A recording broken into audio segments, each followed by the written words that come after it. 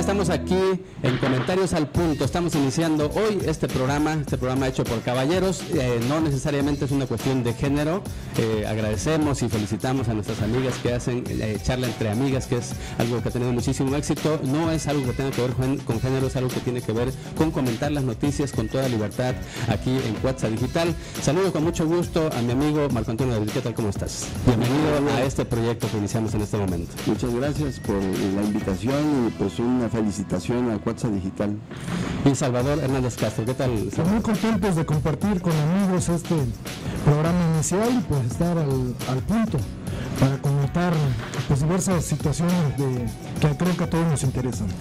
Gracias, Salvador. Gracias, Marco. Vamos a conversar en esta ocasión sobre un tema que pues nos toca porque todos ya tenemos algún tiempo de camino recorrido. Nos tocó vivirlo hace ya bastante tiempo. Fue el 11 de marzo de 1991 cuando hubo una explosión. Esto fue pues, prácticamente en esta semana se recordó ese aniversario de ese accidente en Clorados 3. A nosotros nos tocó, mucha gente joven, algunos nos tocó de muy pequeños, otros no lo vivieron, o gente que no estaba aquí en Coatzacoalcos no lo vivió. Sin embargo, es un tema que a pesar de estar en la historia, en la efeméride de Coatzacoalcos, tiene relevancia porque Coatzacoalcos no solamente sigue siendo una ciudad industrial, sino que tiene un crecimiento constante en lo que se refiere a la industria, y siempre hay que tener en cuenta este tipo de cosas del pasado para prevenir o para prever lo que pudiera ocurrir en tiempos actuales. Marco, ¿cómo lo ves? Bueno, sí, efectivamente se recuerdan, mas no se implementan de nueva cuenta, lo platico. Prevenciones. Yo en ese día caminaba por el malecón Puerto México, ahora Puerto México, y de regreso a casa mi casa está en el primer sector, entre el malecón del río y Miguel Alemán. Y se rompieron los ventanales de muchas casas, entre lo que es Casa de Cultura y el centro, ¿no? Y ni la ciudad, ni el ayuntamiento como autoridad, ni siquiera la empresa que ocasionó esta emergencia, esta eventualidad explosiva, hicieron algo o nada para resolver o subsanar los daños, que pues eran muchos ya juntos. Acudimos a la autoridad, nada, y la empresa pues no se hizo cargo de nada. Entonces yo sí, tomando la oportunidad de Al Punto, en este momento, yo creo que sí debiera revisarse los seguros que de este tipo de asuntos tienen esas empresas, qué reglamento está dentro del ayuntamiento de Coatzacoalcos que observe este tipo de medidas, ¿no? Porque tanto empresa como ciudad que nos representa el ayuntamiento, pues debe de haber una cierta coordinación. También no se implementó en ese momento pues ninguna medida de emergencia como ahora sí pasa en muchas ciudades, en donde te dicen esta es la salida de emergencia o el punto de reunión, ¿no? Que ya vemos que varias empresas lo tienen, pero como ciudad pues no lo tenemos. Donde hemos visto en Coatzacoalcos que digas al tener una explosión, aquí es el punto de reunión y se va a hacer esta logística. Sí tenemos para huracanes, semihuracanes, porque aquí a Coatza no ha entrado un huracán como tal, pero sí, por ejemplo, en inundaciones, pues también estos son los refugios, etcétera. Pero como una explosión de tipo petroquímica, pues no he visto en ningún lugar una logística que diga a la ciudadanía, nos vamos a concentrar así, nos vamos a ir por acá, esta avenida es por la que vamos a salir, y una de las por la que vamos a salir, pues sabemos que es la más fluida, los kilómetros del malecón Puerto México. Y a ese punto también, pues hay que reglamentar ese malecón Puerto México, que sería otro punto a platicar. Vamos a ir poco a poco desglosando los diferentes aspectos, porque por lo que estamos viendo tiene muchos que se deben comentar. Salvador, ¿tú cómo lo viviste? Bueno, ese hecho fue un hecho en estos momentos histórico, pero que marca un momento triste y que tiene muchas aristas que vale la pena tratar. Ese hecho refleja la situación en la que se encuentra no solamente Coatzacoalcos, sino toda la región. Esta parte de la República es probablemente una de las zonas más industrializadas del mundo, no solamente de México, y eso implica grandes riesgos. las poblaciones que están alrededor de Coatzacoalcos, los municipios vecinos, también tienen una situación de tener instalaciones petroleras, Minatitlán, parte de Agua Dulce, Nolacán, bueno, todo eso implica, y este hecho que hoy estamos recordando, estamos viendo las posibilidades que hacia el futuro se pueden generar, nos marca una situación. De nada sirvió porque no nos preparamos para la situación que pudiéramos vivir en el futuro, ya que aquí el licenciado tiene mucha razón en decir que la cultura de la protección civil, que debería ser inclusive parte de las materias escolares en esta zona, es una factura pendiente, es una situación que ninguna de las empresas que están aquí en esta región situadas se ha preocupado por cultivar, y con una muestra de esta situación podemos ver, para los que circulamos por toda la región, la falta de verdaderos accesos, la falta de verdaderas vías de escape para una situación que ojalá no pase, pero que puede pasar en cualquier momento, siempre nos va a superar, ya que un pueblo que no está preparado para afrontar estas consecuencias, pues es un pueblo en el cual la gente no va a saber qué hacer, y eso nos sucedió en aquella ocasión. Deben recordar que a mí en particular me tocó en Nanchital, un pueblo de 30,000 habitantes, donde toda la gente vive alrededor de lo que genera Pemex y algunas empresas y las subsidiarias, pero que cuando nos llegó el momento realmente no se supo qué hacer. En pocos minutos todas las salidas hacia Ixhuatlán, hacia Paso Nuevo, hacia Coatzacoalcos se saturaron, la gente no sabía qué hacer, hubo momentos de pánico, y realmente la situación no fue más grave porque pues hubo seguramente la indicación de la empresa de trabajar en ese sentido, y creo que la tragedia no nos rebasó más de lo que nos rebasó en ese momento, porque la realidad no estamos preparados para una situación de este tipo. Creo que una de las cosas, y eso para entrar un poco en contexto, una de las cosas que hicieron que no fuera una tragedia mayor fue que fue gas. El gas se quemó, se consumió, porque hay productos que son además tóxicos, otro tipo de reacciones químicas que pudieron haber afectado ahí. También para que quienes no lo vivieron o quienes no estaban un poco enterados de esto, gente que vino de otros lados, lo que ocurrió esa vez, ese 11 de marzo de 1991, por la mañana, la gente se preparaba, algunos para ir al trabajo, otros para actividades del día, la escuela. Fue una explosión que partió de un ducto, había una fuga, un poro en un ducto de gas, en un rack de tuberías que abarcaba en ese tiempo ya como 20, a lo mejor tenga más ahorita. Se formó ese poro, ya se había incluso reportado que había un poro, que había una fuguita de gas, nadie le hizo caso.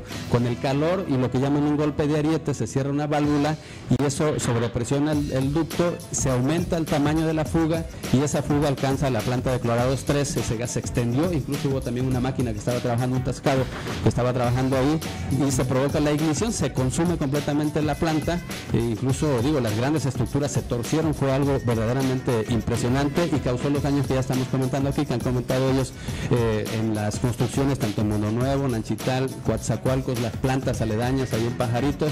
Fue un caos, y regresando al punto de partida, Marco, no se ha avanzado mucho, incluso fue, para ponerlo también en contexto, fue después del 19 de septiembre del 85, que fue el temblor, que se supone que a partir de ahí nace ya la protección civil. Aquí no se avanzó entonces, ahorita digo, tenemos el CLAM, que es un organismo entre las industrias para atención de emergencias, y hay un organismo de protección civil aquí en Coatzacoalcos. Sin embargo, hay aspectos fundamentales dentro de la industria que hasta el momento siguen sin ser atendidos en materia de prevención, en materia de escape y también en materia de capacidad de reacción.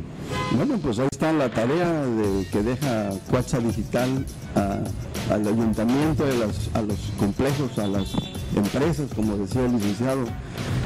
Muy atinadamente, necesitamos que se reglamenten dos cosas: la cultura de protección civil escolar, ¿verdad?, y esa coordinación entre industria y autoridad, ¿verdad?, de protección civil.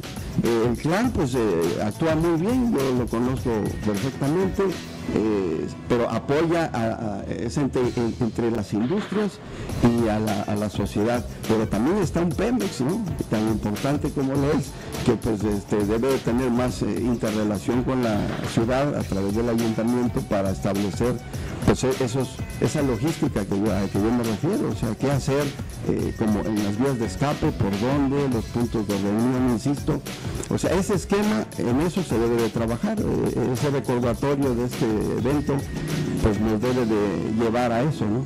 Marco, David, vamos a hacer Salvador, vamos a hacer una pausa y regresamos aquí en Comentarios al Punto.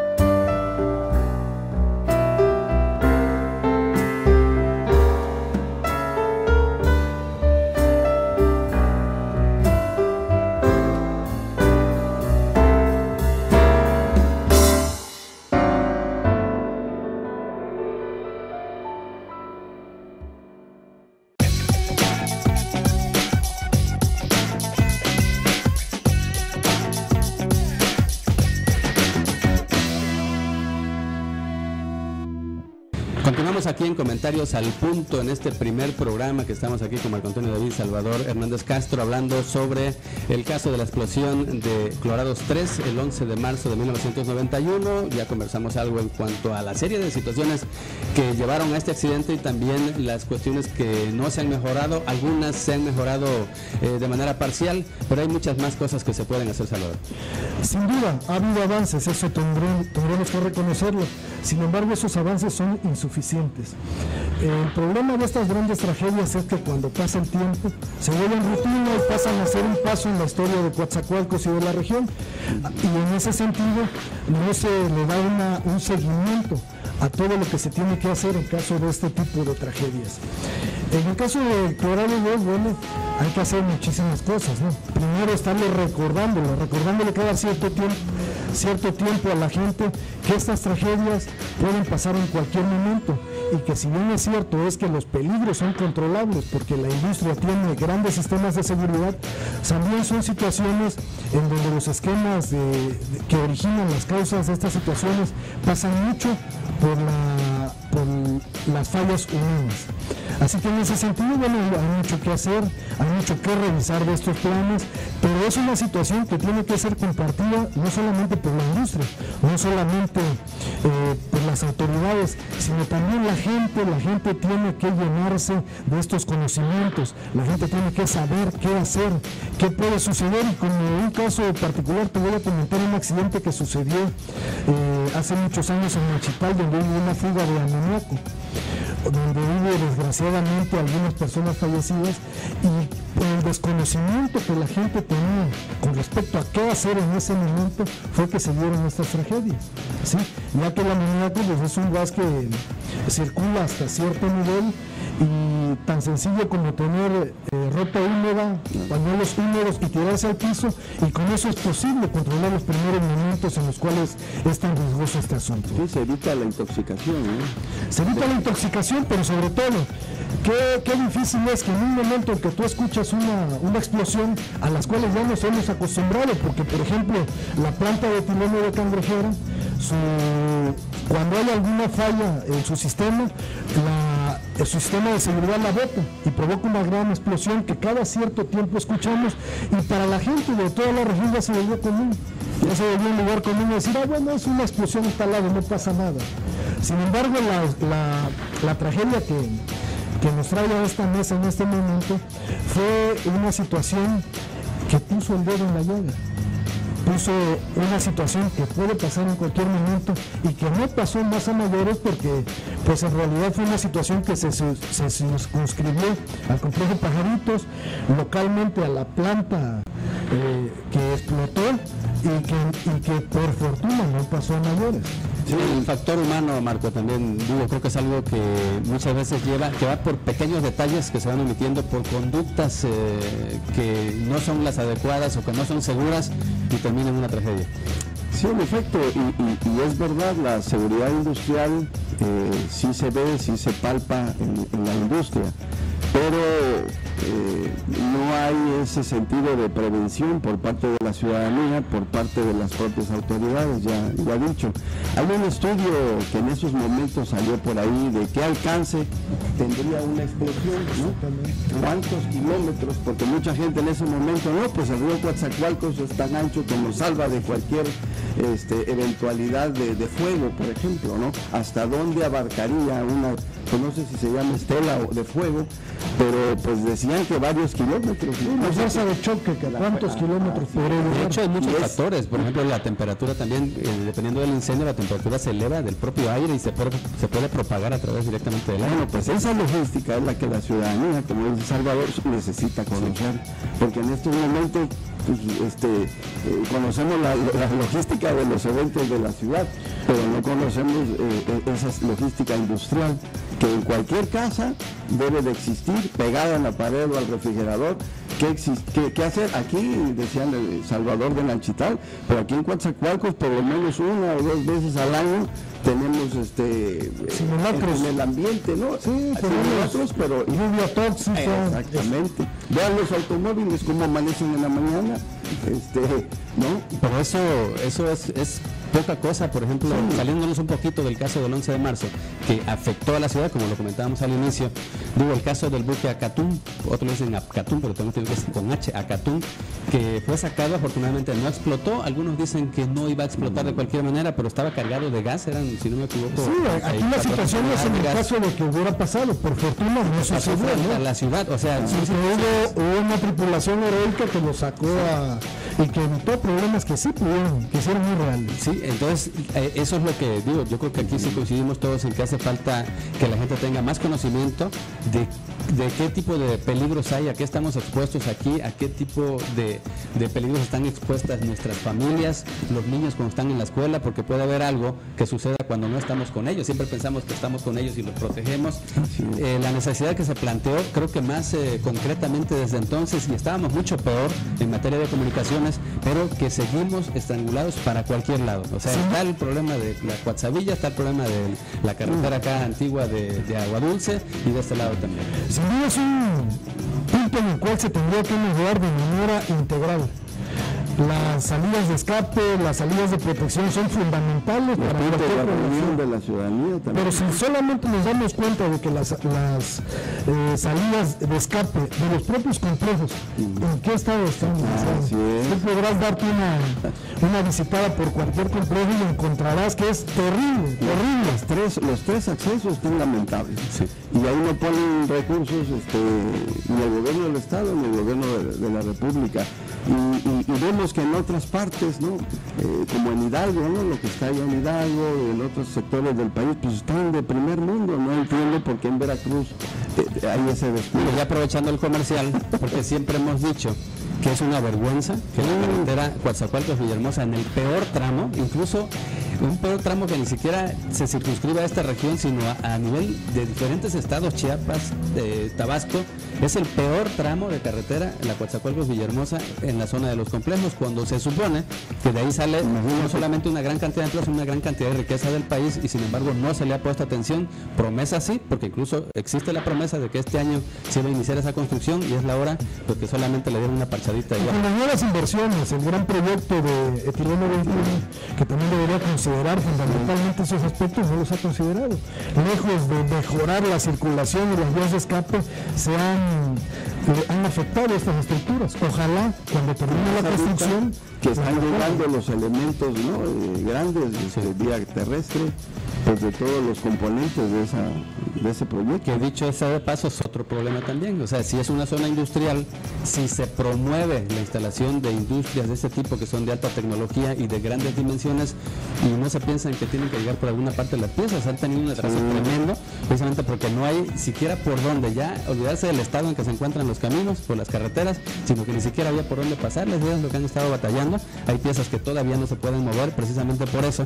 Así que si hay hay una vocación industrial, independientemente de que se promuevan otras cosas que también es válido, si hay una vocación industrial, bueno, se tiene que pensar, como lo planteaba Salvador, se tiene que pensar en una visión integral de cómo facilitar las cosas para este tipo de movimientos. Bueno, el punto nos deja hoy, el día de hoy, de que industria y sociedad civil y gobierno se deben de reunir en un panel de conversación para llegar a ese tipo de acuerdos y reglamentar. Pero no solamente que se reunieran, sino que salieran políticas públicas que se generaran hacia todos. Una información veraz, una información donde desde la escuela se les dijera a los alumnos que sí, el peligro es controlable, pero que solamente con la cultura de la protección civil podremos tener la posibilidad de sobrevivir en caso de que algo fuerte suceda. Que eso llevaría a que se nos tome en serio, o sea, si es una zona, un polo de desarrollo industrial,